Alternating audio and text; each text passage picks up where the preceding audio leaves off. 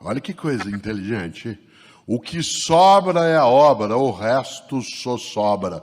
Usando aí até o verbo espanhol, zozobrar é um verbo espanhol que é quando o barco vira, né, a jangada vira de cabeça para baixo, quando ela afunda.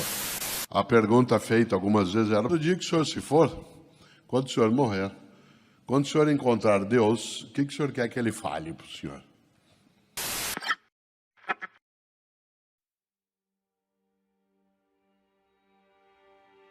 O que sobra é a obra, o resto só sobra. Nós que nesses tempos mais difíceis, mais angustiantes, vivemos situações que são muito doloridas, sabemos que a nossa vida, não só ela é frágil, como acima de qualquer coisa, nós precisamos ser capazes de não torná-la pequena, tola, inútil, fútil.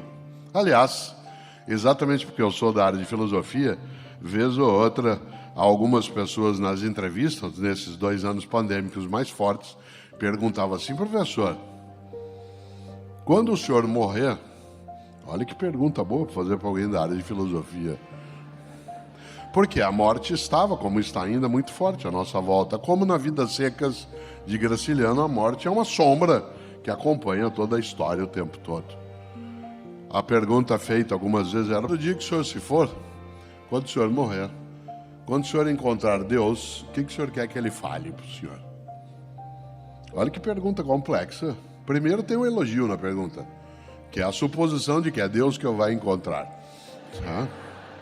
Claro que é elogioso, dada as múltiplas possibilidades religiosas, você imagine, supor que é Deus já é um elogio. Independentemente do nome que se dê à fonte da vida, Deus, deuses, deusas, amor, tanto faz. Isso é uma questão indiferente quando se tem, né, uma reverência à própria existência, independentemente do nome. Vou usar aqui o nome que ela usou, Deus.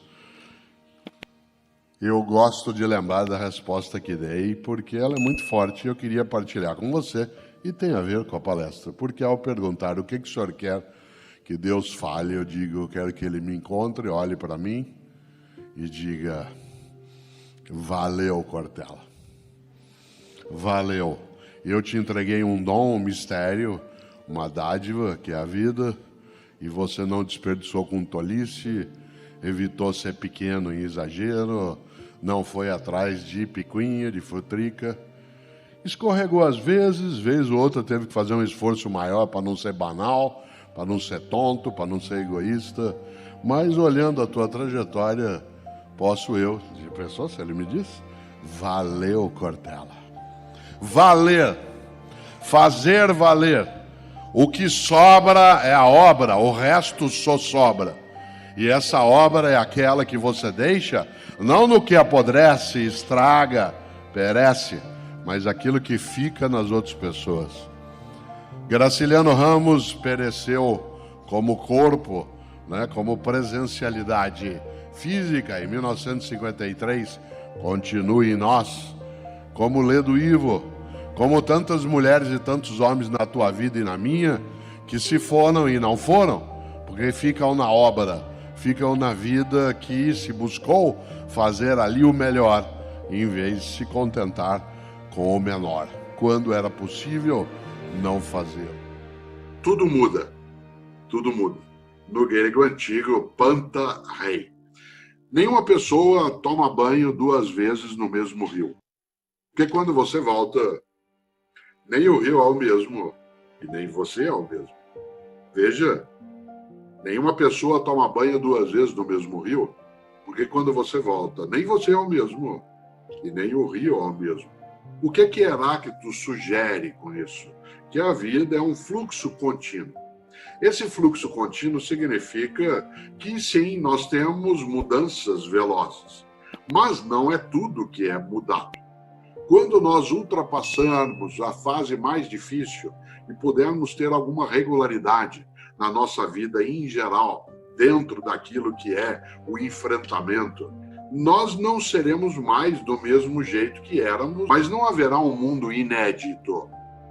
Isto é, nós não seremos idênticos àquilo que éramos, mas não seremos completamente diferentes. Porque esse fluxo, ele não é um fluxo que vai produzindo o inédito, ele produz o novo, que é a vitalidade, é o revigoramento. Mas muito do que seremos, temos já a presença desde agora, e muito do que somos vem, né, de tempos anteriores. Em outras palavras, nós estamos enraizados, né, naquilo que é a nossa trajetória, o nosso processo. No entanto, embora esse tempo de mudança ele seja algo que nós não tínhamos ainda vivido deste modo, ele traz algumas peculiaridades. Ele é um tempo em que nós temos incertezas muito fortes. Milor Fernandes, ele tem uma expressão que serve para você e para mim. E para este momento, mais ainda. Milor dizia, se você não tem dúvidas, é porque está mal informado. Veja só, se você não tem dúvidas, é porque está mal informado. Nesses tempos que nós estamos vivenciando, é claro que ter dúvida é um sinal de sanidade. Às vezes me perguntam nas minhas atividades o que eu penso de pessoas que estão ansiosas com esse momento, que estão se sentindo às vezes sufocadas, que se sentem colocadas numa situação que não sabem lidar direito. Eu digo, ainda bem, porque uma pessoa que nesse tempo turbulento não notasse o que está em volta em forma de quase um tsunami, né, em relação às nossas emoções, às nossas práticas, é porque ela estaria alienada, estaria distraída. Evidentemente que a gente não pode persistir, né, nessas emoções como ansiedade, algum tipo de desalento, vez ou outra uma preocupação excessiva, mas sentir isso é sim um sinal de sanidade. Sabe o que as pessoas falam quando elas estão morrendo?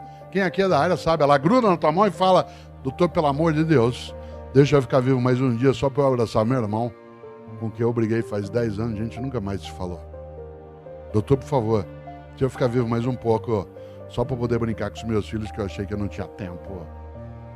Doutor, por favor, deixa eu ficar vivo só mais um pouco, só para poder dizer para minha mulher o quanto que eu amo, que eu achei que se eu falasse muito isso, ela ia ficar mal acostumada, o que é verdade.